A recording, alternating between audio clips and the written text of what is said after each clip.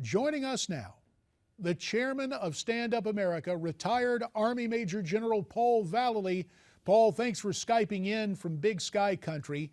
Is the intent of this new video to show ISIS exercising complete control over the region containing and surrounding Mosul? Well, it certainly is, and they continue to use the media, the internet, as best they can. They have a good propaganda campaign. There's no doubt about it, and they're right on their target. It looks like for 2015 to continue to expand that caliphate. And what's of particular interest, JD, what they'll do with that Jordanian pilot that was captured after the plane went down. But we know the target maybe next will be the eastern part of Jordan to draw down and eliminate the borders there as part of the Levant and the Caliphate. So really three things going on. Geopolitically, you say they're interested in striking in Jordan next, at least to wear down the border. But you also mentioned the human cost, if you will, the Jordanian pilot captured, and also this latest British hostage featured in yet another tape.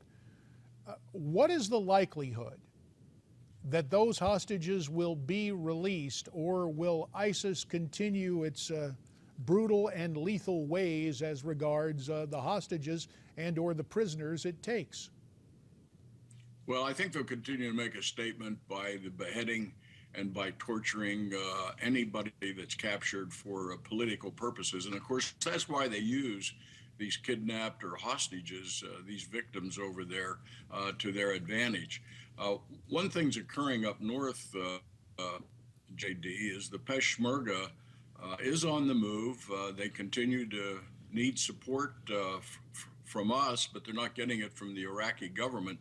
So that continues to be an influencing factor in the situation. And what's interesting, too, how Iran is so quiet about what they're doing in Iraq to support the Iraqi government, especially the Iranian Revolutionary Corps over there. So look for more advanced measures and steps by Iran in developing a counter to the ISIS forces there. It's interesting. We're going to, in our next segment with you, talk more about what's happening with the Peshmerga. And it's interesting, you mentioned the silence of Iran comparatively based on what they're doing in Iraq. In the 2 minutes we have remaining in this segment, Paul, I'm interested in your take on recent reports claiming that the U.S. is moving a whole lot of arms and material into Kuwait, gearing up for an assault on ISIS. Have you heard this? What do you make of those reports? Well, Kuwait has been the logistical command and control center. When I was in Iraq in August of 2003, they were already establishing a logistical base there, and it's very large. The Kuwaitis actually gave the American government a tremendous amount of acreage over there to store and inventory vehicles, weapons, equipment, any other kind of logistical support. So when I was there, you would transfer from Kuwait, fly into there, and then you would take a C-130 up to Baghdad area. And that is still very important. It's not well known that that is the main logistical base for U.S. operations.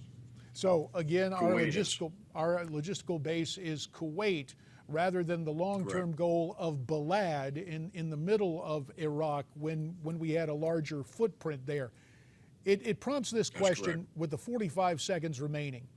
Are we going to go back to the future militarily? Will we see a quick strike ability against ISIS, getting in, getting out, as opposed to trying to leave a major footprint? 45 seconds for that, Paul. Well, I think there will continue to be a lack of a forward strategy on part of the Obama administration, which the regional powers over there are looking for some leadership because they don't seem to possess it to any degree other than Iran. So I think it's going to be more passive. We'll continue to do some airstrikes that won't be all that effective. But like I said before, I wouldn't risk another ounce of American blood until we have a stronger leadership and a forward strategy to win and defeat ISIS over there. Fair enough. Paul Vallely, we appreciate your assessment there. When we come back, more on the plight of the Peshmerga as they ask for American weaponry, American materiel. Are we getting it in their hands? What's the fate of the Peshmerga, and what may that mean to continued troubles? Paul Vallely stays with us. You stay with us too. Let's continue our conversation with retired U.S. Army Major General Paul Vallely, the chairman of Stand Up America. General, you touched briefly on Peshmerga in our first segment today. Reports claim that they're just desperate for U.S. arms to take the fight to ISIS effectively. What is the delay as you understand it? Well, I think the strategy here from the U.S. government is to support the Iraqi government based out of Baghdad and the Iraqi forces.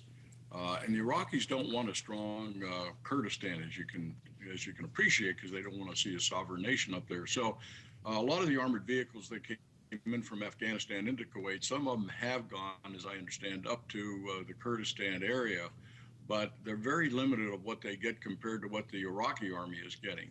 And they really need it in the north because, you know, they moved over elements to northern Syria in Kobani there.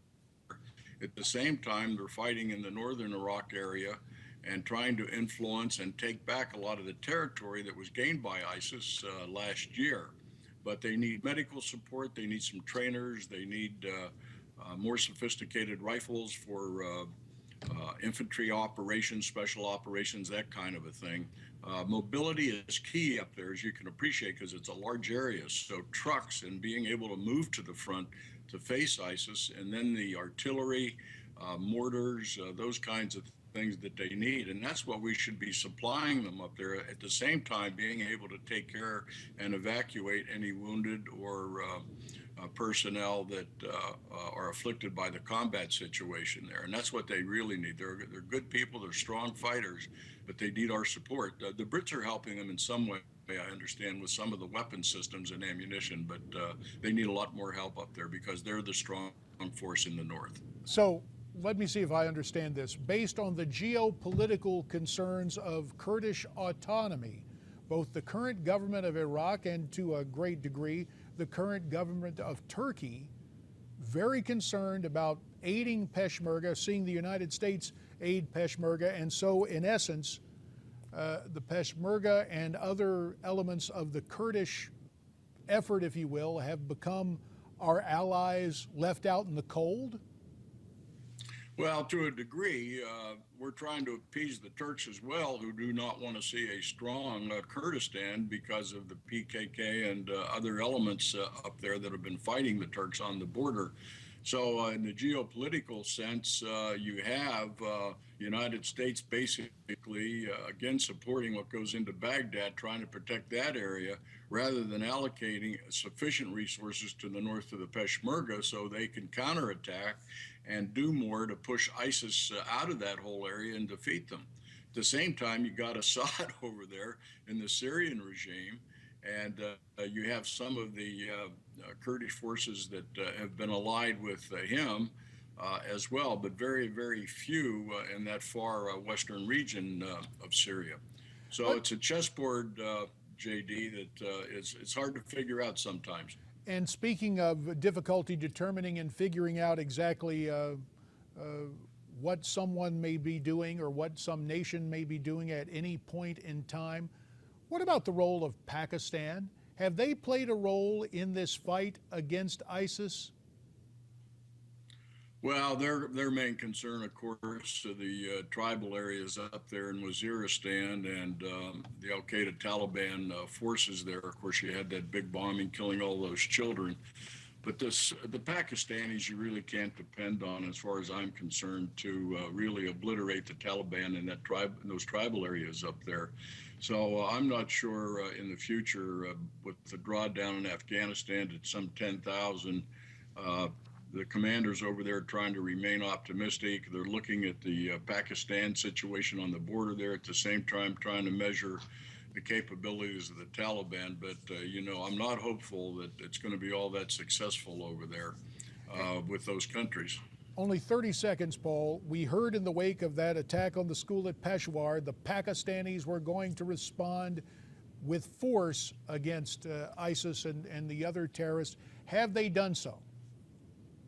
Well, they did so within the first 48 hours. They went in and they bombed some of the areas. They sent some forces in.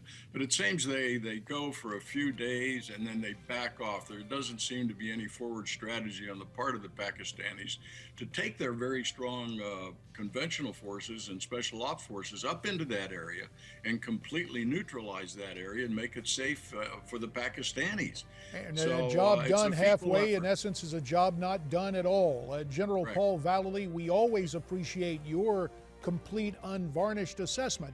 And America's Forum will continue right after this.